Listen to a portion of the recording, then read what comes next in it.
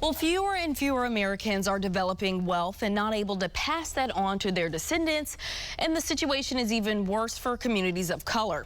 A recent New York Times report found baby boomers alone hold half of the nation's $140 trillion in wealth. And that's why we're very happy to start a new series over the next few months with our friend Kristen Afe-Lumo of We're Planning to talk about this important subject. Thanks for joining us as always. Thanks for having me. All right, so let's first talk about this topic that a lot of people may not know about. First off, what is generational wealth? So very simply, generational wealth is really just having enough money or assets to pass along to the next generation so that they're not starting from scratch. So for parents, that sounds like leaving something to their children so that financially they're not starting at zero or starting off in debt. All right, and let's talk about life insurance. What is the role that plays when it comes to generational wealth? So unfortunately, most of the financial strategies that work the best are the not exciting ones. And so life insurance is one of those ones where it is the absolute easiest way to turn pennies into dollars.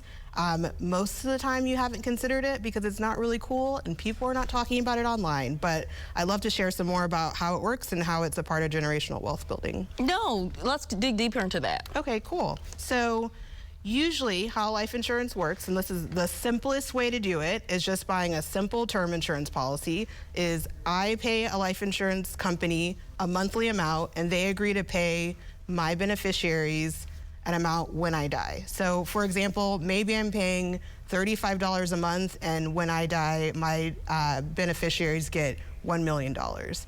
The numbers can really be that drastic, that simple. And so if you are taking out life insurance, what do people need to know about that? Yeah, so having a good understanding of how much life insurance you need to cover needs, and also really having someone sit down with you and talk about what your wants are. That's what I wanted to tie into. Financial literacy, it's important because you can't really achieve generational wealth without it.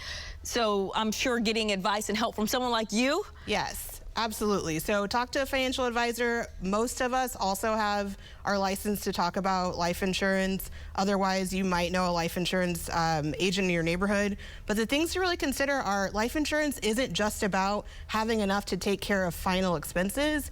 You can leave money to save for college. You can leave money to start a trust for your family and really have a huge impact on that next generation. Most people don't know that those buildings at universities and in hospitals that are named after people, a lot of times it's a family who left a large life insurance policy.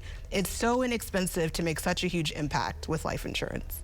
That's great advice. And the last question for you, does having financial goals help you achieve that status as well?